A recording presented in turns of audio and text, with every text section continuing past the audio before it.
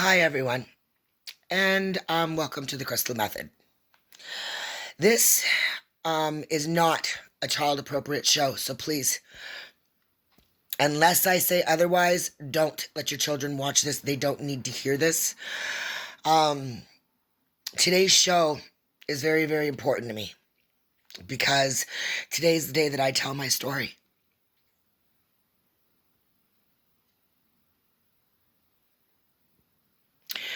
A year ago, as of September 15th, it was a year that Children's Aid walked into my life and took my little boy. Now I know what you're thinking. Oh, well, there had to have been a reason. And there was to them. But the behavior of the society has led to this. I had called them for help for my daughter because for the last 3 years, she was showing all the textbook signs of being sexually assaulted. And her behavior was taking a massive turn for the worst. She was becoming really abusive to her brother.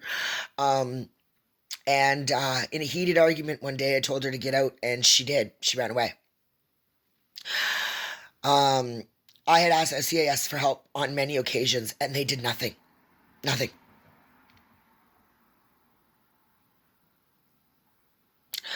And after she ran away, I had a breakdown. I had a nervous breakdown.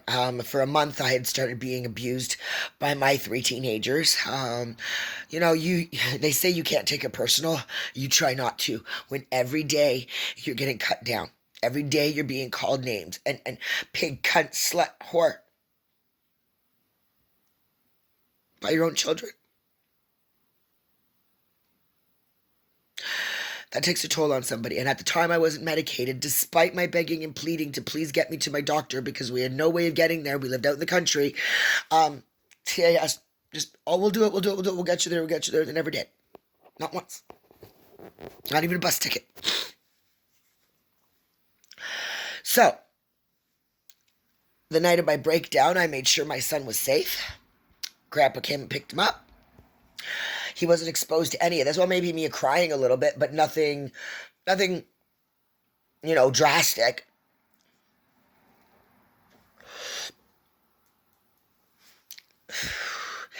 I said some really mean things to my daughter. I don't remember saying them. Like I said, hence I was in the middle of a nervous breakdown. And that night, I knew I needed mental help, and I knew I needed it right away. So I had to do the worst of the worst because I don't know if you've suffered from mental illness and you've tried to go to a hospital or a doctor and ask for help, and they turn you away if you're not hurting yourself or somebody else. And everywhere that I had gone to get help, I was getting doors slammed in my face. So I did what I had to do, and I superficially cut my wrists and told my friends and family I'd done it so that I could be seen at the hospital. I was admitted under a Form 1, which is awaiting psychiatric assessment. The next morning was assessed by a psychiatrist. Released that day on a Form 42, which is stating that I was found competent to go home and to raise my child, to take care of my child. They did not call the society, which they're obligated to if they felt in any way or form that my son was at risk of being in my care under my mental health status. They realized it was a cry for help. And it worked. The outcome was phenomenal. I'm now seeing a shrink. I'm fully medicated. I'm in with CMHA. All of the doors that I've needed open for years were finally open to me because of that one action. And I know what you guys are thinking, okay? And I personally don't care. Until you're in that position, you won't know. Okay? And why having to hurt ourselves is an option, I'll never know. You can't go in for psychiatric assessment if you're using, because, and I quote, who I did once. Oh, well, see, we can't assess you for psychiatric right now because you're under the influence. We need you to go home, detox for 10 days, And we're not going to help you do it. You need to detox for 10 days. And then, if you're still having these yucky feelings, you can come back and we'll reassess. We will see if we can reassess you then. Okay? Because yes, depression can be caused, depression is caused by using. And that's a proven fact, and I get it. Okay? So, anyways, next day I come home. I come home from the hospital. I clean up the mess. My son comes home that night. No clue what happened. None. He had absolutely no to zero knowledge of what was going on. He just thought that mommy was sick. So, that night we went to bed early. We wake up the Tuesday. We went and got him registered for school in the new neighborhood we just moved to. And then the Wednesday we had gone. He had to go get his vaccinations. I had an appointment. We were out all day. I had a purse full of snacks, juice boxes. We also had lunch at a local drop-in center. He ate 2 pieces of pizza and salad. And we got home, and I was just starting to make his lunch while he was in the bath after supper, which I made his favorite dinner, which was octopus weenies, sidekicks, and carrots. He was in the bath. I was making his lunch when the society showed up at my door with police. I looked at them and said, "Why are you here to take my son?" "Oh, well, we're not here, but we're not taking him. We need to have this conversation." Basically, the whole time I tried to have them address their actions or lack thereof, when I asked the worker, "Stephanie, you're the one who said you'd get me to my doctor's. How come you didn't?" "Oh, well, Crystal, you're the adult. What would you have done if we couldn't help you?" "Well, you didn't say you couldn't or wouldn't. You said you would, and then you didn't."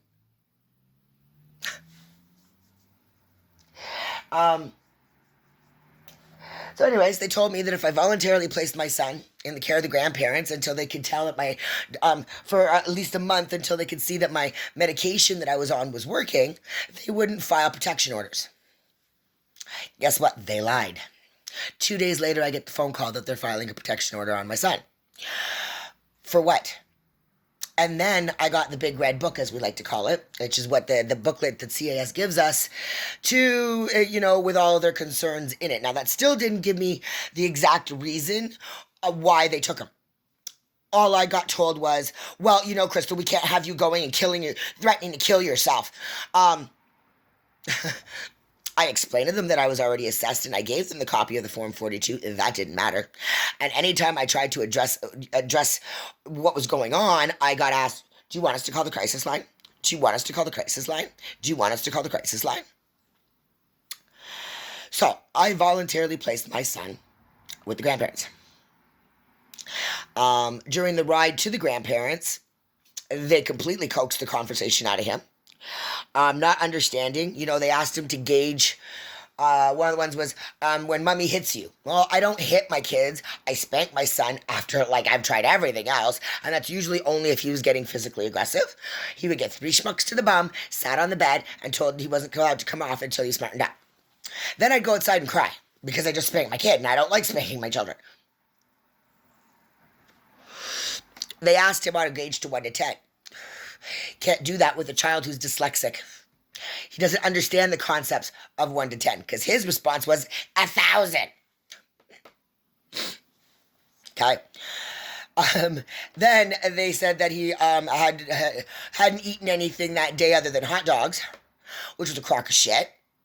And I laughed at them. I said, because, he lied to you, right? You guys drove by a McDonald's. He's 7. Of course he's starving. He wants fucking chicken nuggets. Oh, and then they asked him about mommy and drinking. And my son turned around and said that mommy acts funny when she drinks. That was it. Can we elaborate, please? Funny how?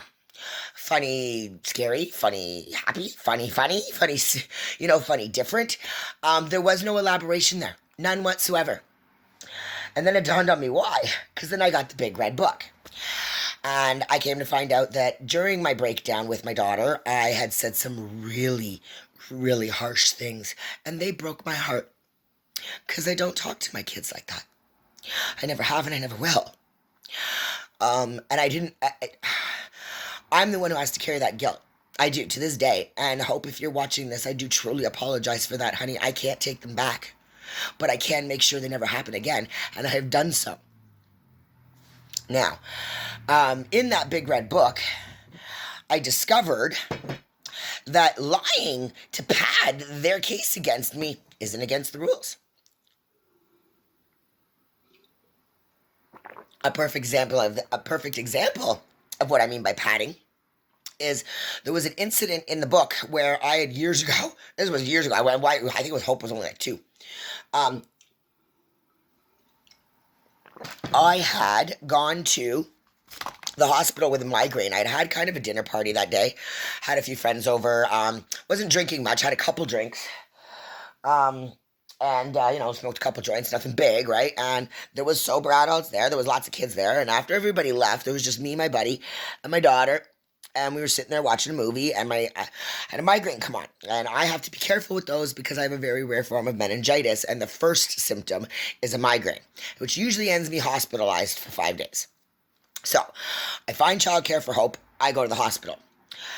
I explained to the doctor, the events of the day, and I don't know what trip this doctor was on, let me tell you, but all of a sudden, I got, that's it, I'm calling Children's Aid on you, you're a drug-addicted parent, and blah, blah, blah, blah. The fuck you talking about? I said, if you're going to accuse me of something like this, at least make sure you get your facts straight. I want a drug screen. The doctor refused to give me a drug screen to prove my innocence. Okay? And then 2 hours later, without giving me any treatment for my migraine, discharged me. So the next day, I get a phone call from Children's Aid stating that he did indeed call, stated that I signed myself out. I discharged myself and refused a drug screen. Well, I lost it. I called the hospital complaint for the board. I made a complaint. I received a formal apology. And what I got from CAS was, oh, it must have been a miscommunication. Really? When we do something wrong, yeah. But when you do it, it's a miscommunication.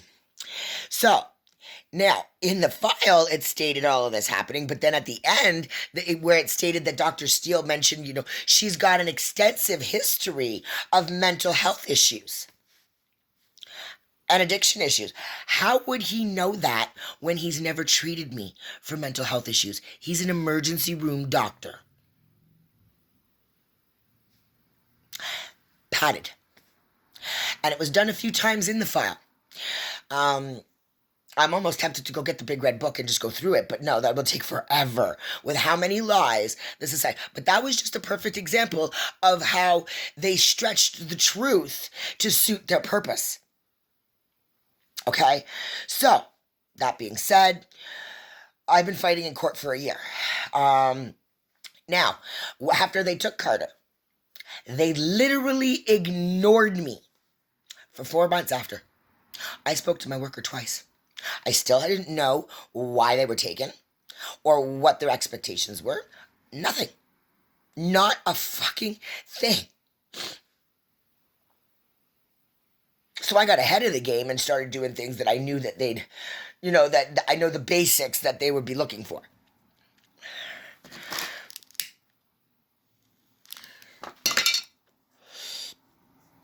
So,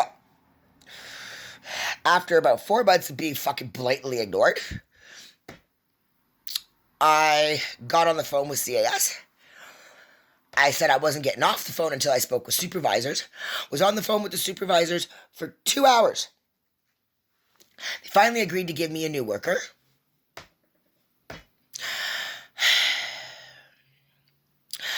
And once again proved that they didn't care about our needs, but more about what their wants were.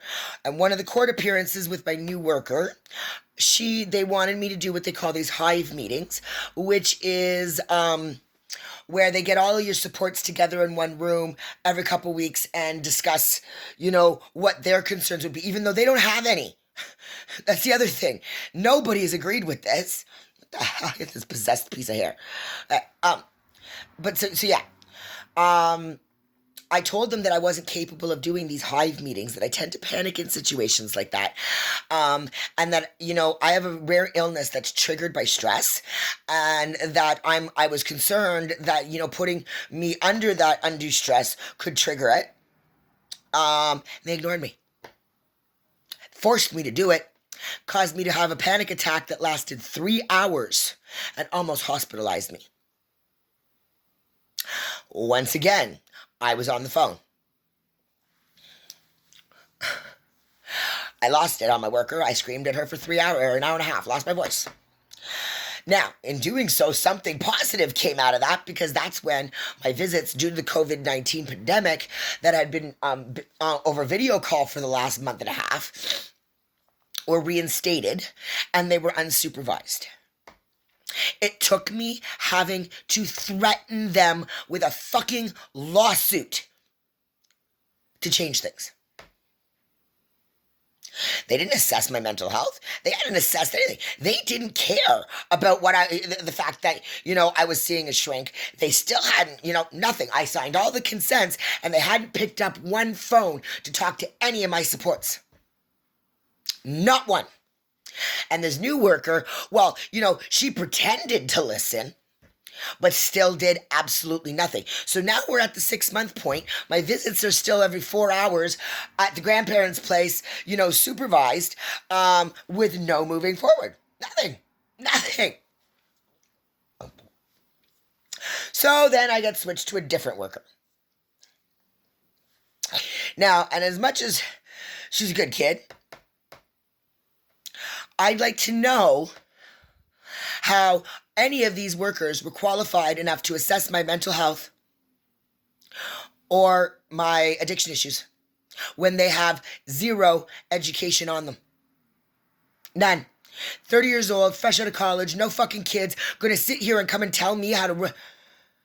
Are you kidding? I'm 43 years old, and I've been doing, by the time you were born, I was doing shit that would turn your hair white. There is no way you're qualified to assess me as a parent, or as an addict, or as mental health. Now, that being said, it gets even better, because throughout this, they've been using my mental health and the fact that I get mad, or I get emotional, against me.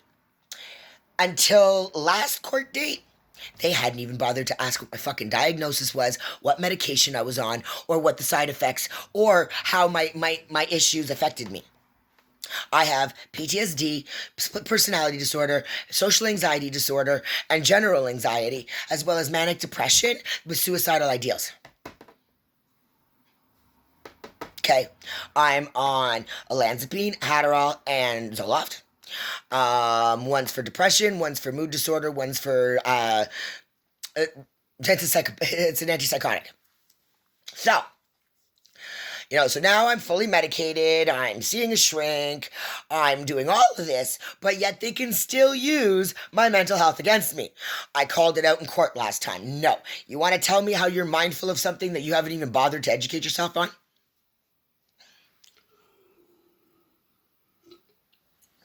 Now, once I was informed of what their expectations were, I was floored. They needed proof. They want me to prove that I have a functioning support network. Okay? The same supports I've had for over 10 fucking years, who have been approved by both societies, are all there on record. So I don't need to prove shit. It's already there. I've been proving it for 14 fucking years. Need to prove that I have a good support network when it comes to being intoxicated around my children. I always have. Once again, the proof is already there. Why am I being made to prove all of this when I've already proved it? Multiple times. On multiple occasions. I get calls a lot.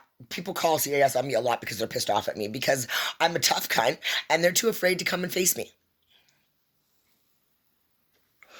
So what do? They try to hurt me by picking up a phone. And I remember saying to CAS a couple times, if you guys are going to have to show up every time somebody picks up a phone because I've pissed them off, you might as well fucking move in. Because I tend to do it a lot. Because I'm real. I'm honest. I speak my mind. And that doesn't make me a bad person or a bad parent. It just makes me me. And I personally don't give a fuck what people think.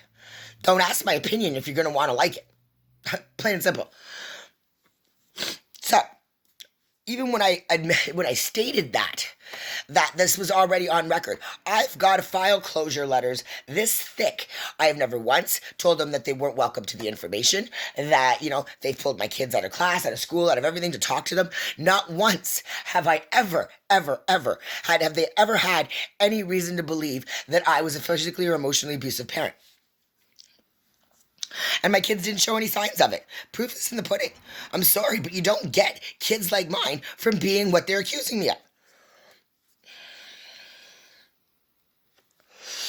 And then I found out what really happened. The night of my nervous breakdown, Hope was really hurt by the words that I had said, which she is allowed to be. I would have been too. I was floored when I found out. That she decided to call her lawyer and lie. State that I've done drugs in front of my kids, that I starved them, I beat them, I neglected them, that Carter never had any adult supervision, that I did everything. I used to joke around about that. It's like, honey, if you even did half the housework you accused me of making you do, we wouldn't be arguing over housework. And without any proof. I remember them saying, that I'm like, okay, that I did drugs in front of me. Here, where's a bottle? I'll piss in it right now. Oh, well, we don't do that anymore. Well, then you're not allowed to use it against me. I offered them proof to every level that these complaints have already, that I've been doing nothing but proving these complaints, these accusations false for 14 years. That didn't matter.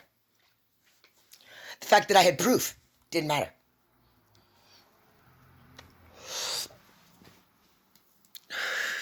And every court date that we've gone to, after I've done everything that they've asked me to do and more, it's always something else. Because it's based on their perception. And this whole time it has been about what they've wanted instead of what we've needed. Because they haven't done a single thing. Oh, they've helped me with gift cards here or there, or, but when it comes to writing a letter to welfare to state that my son is home, or like the plan is for them to come home, anything that I need them to do in order to be able to get my kid, make sure I can maintain a stable home and everything for my children, they won't do. I had to fight with them. They've broken the law. My child tax is still not in my name fully. And it should be, because Carter is home full time. He's at school right now.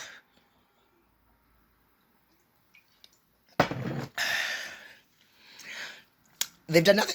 They threw all these accusations at me, but did nothing to help me achieve them.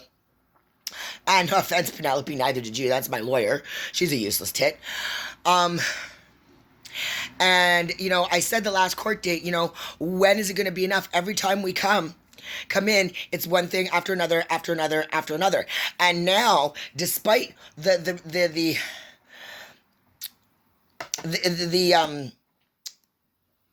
reaction that my anxiety takes when we've had these Hive meetings, and the panic attack that it threw me into, they're still trying to bully me into doing them.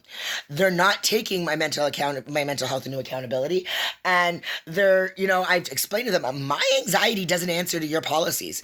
Not once has this been about what my family needed to get better. It's been about what they wanted. And the reality is, I haven't done a fucking thing different. Not a damn thing different. And one of the biggest things that I guess bothered me was that they didn't take into accountability that, shit happens to people.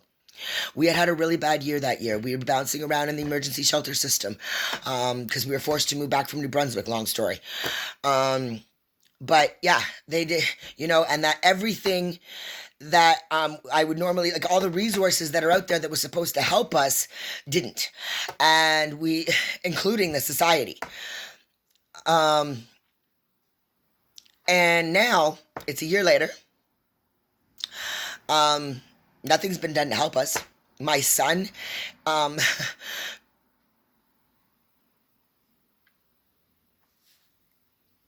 when he left, he was happy, secure, independent, confident little boy. And now that kid's so afraid to lose his mom again that he was almost afraid to go to school.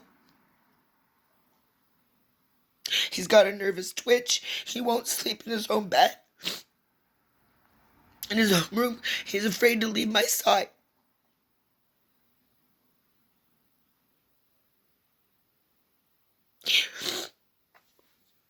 And they've offered no support for this transition. And all I keep hearing from them is, well, what's that supposed to look like? I don't know. You guys are supposed fucking childcare experts. You did this. You tell me.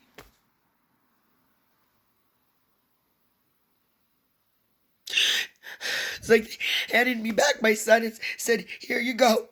You deal with it. And don't worry, I will, because he's my son. And he was collateral damage in all of this. But I've yet had any accountability held by the society or by my daughter. There was proof everywhere that she deliberately had Carter taken from me. She said she was going to do it.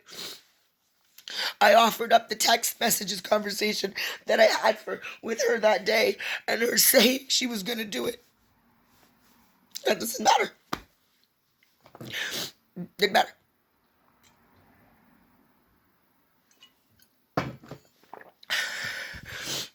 Nothing of the positive that I've ever done has ever been brought out. They've lied. Made all of these horrible accusations with no proof.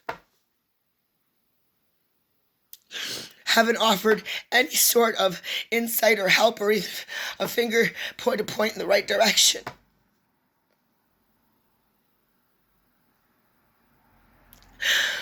And I'm sitting here baffled by how this is okay. And I have to go to court again this afternoon.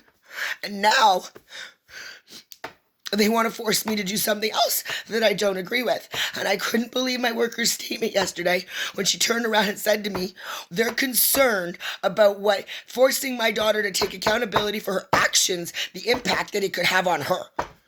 Impact it have on her. She's 15. She's not a child. She is old enough to make the decision to do this. She's old enough to take accountability for it. Because a couple weeks ago, she threatened to do it again. For no other reason than me telling her that I am an adult and that she is not privy to my adult conversations and that I am allowed to have a life. And that if she wasn't going to be willing to start working towards coming home, which she's absolutely refused to do in the last year, showing all the textbook signs of being sexually assaulted, and CAS doesn't care. Nope. That's what started all this.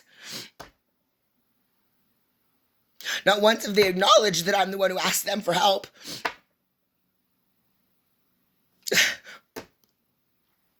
They want me to force Carter to see her. And I'm saying no. Because she doesn't have a relationship with him. And that has been by her choice. And when she has seen him, she's back to normal self, lashing out at him, calling him names, screaming in his face,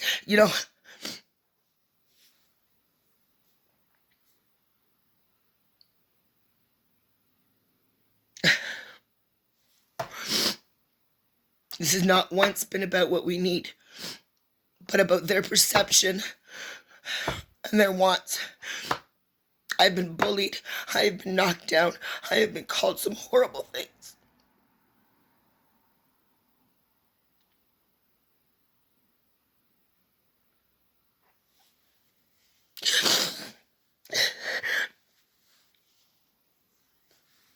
And it's time that this came out. Because they take your kids, they come in, they remove your children, they remove your purpose. Do you know that they actually had the nerve to say to me that my children weren't allowed to be my purpose anymore? Are you kidding me? Before I had my children, I was an addict, conditioned to be one by an addict. That was all I knew. And I made the choice when I got pregnant for my little girl to change. I couldn't change the fact that I was an addict, but I could change my addict. And I did.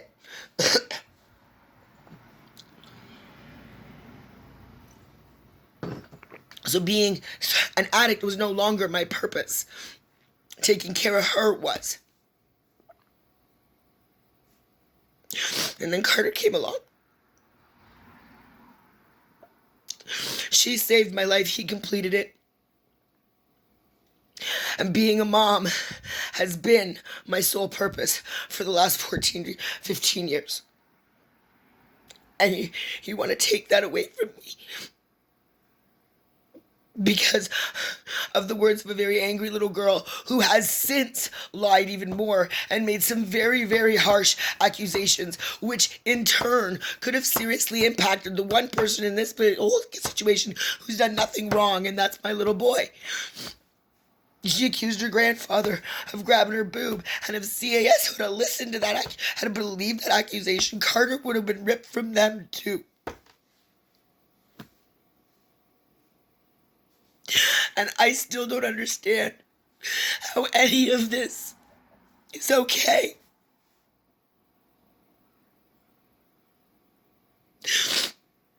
They ignored me, accused me of doing things I didn't do, refused any proof to prove otherwise, and completely broke down an innocent little boy who just loved his mom.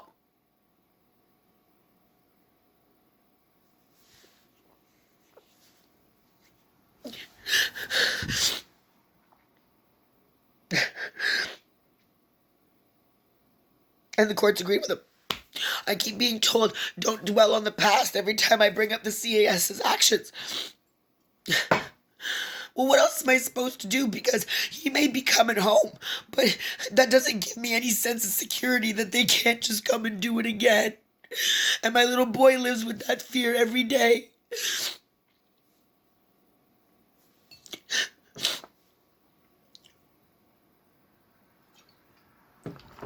Because as long as my daughter has the power and the ability to lie and have this impact happen, then they have the ability to just come in and do it again. And that's not fair. It's not right. It's not fair. And things need to fucking change before more families and kids get destroyed like this. If they would have just done their job and investigated instead of judging me for something that they had no understanding of. A year, and finally they were forced by the judge to find out what my mental health diagnosis was. Oh, they could use it against me, but they don't have to understand it? Come on.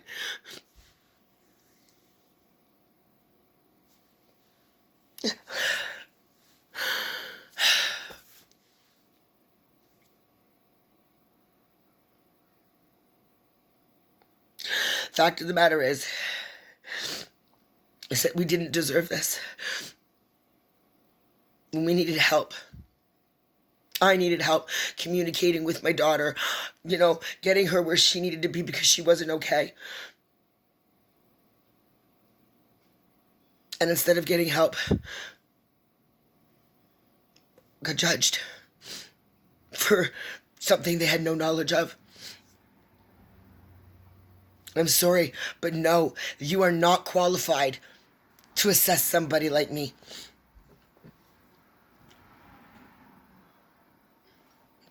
Because you read a book and graduated from college. Good for you, but so is everybody else on the fucking planet.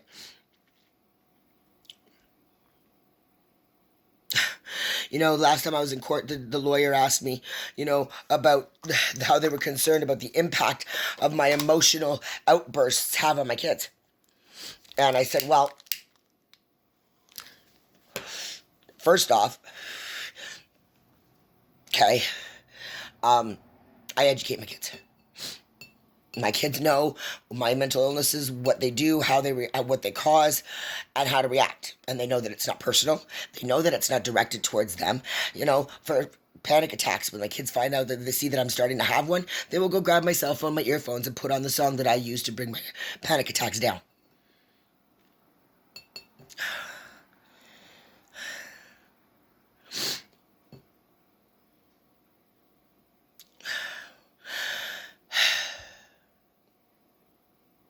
Once again, how can you know any of this if they never bothered asking? They haven't done. They have zero proof of me using it in front of my children. There's none, zero, other than the words of, like I said, a very angry little girl who's proven without a shadow of a doubt that she's capable of lying to get what she wants, instead of facts.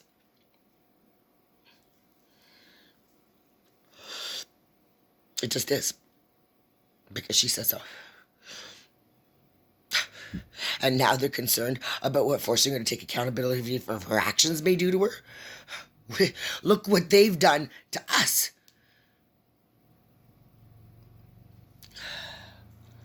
And you just basically taught her it was okay. So, today's the day that, well, hopefully Carter's coming home legally, because now they're trying to throw my daughter seeing Carter as a condition. And I'm telling them no, that because, the fact of the matter remains is that she still has not received any help for her anger or her issues with me. And until she is willing to do so, it is not in Carter's best interest, because when she gets mad at me, she lashes out at him. And they'd know this if they just fucking opened their ears instead of their mouths. So once again, I'm going to be looked at as a bad parent because I don't want my son being subjected to being called names, hit, screamed at, and yelled at by her. Once again, this isn't about what we need. It's about what they want. Enough. So, my battle isn't over yet, people. And when I'm done, I will be opening a foundation called the Just Keep Swimming Foundation. It is a nonprofit organization to help families dealing with apprehensions so they know what their rights are, where the resources are, how to get proper legal representation, and, do all the things that the society should be doing. So, they say sink or swim. Well, honey, I'm swimming, and I'm swimming hard because I'm out to get shit done. I can't allow this to happen to somebody else. This was, in full sense of the words, a wrongful apprehension. It needed to be properly investigated, properly researched, and properly assessed. And it wasn't. My rights were violated. My kids' rights were violated. Left, right, and fucking center. And nobody did anything. And the moment I say a word, I'm being difficult. Well, y'all want difficult, you're going to get it.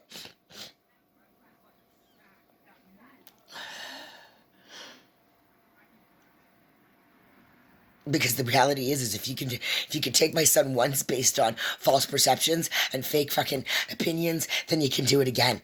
And I will not allow this to happen again. My son has been through enough. I've been through enough.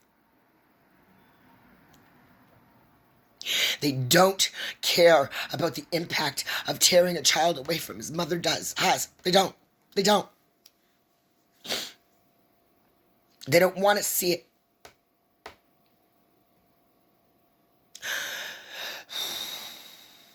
So, there it is, people.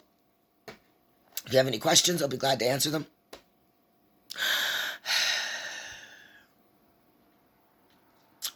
This isn't over. I will be back. And I hope you all have a great day.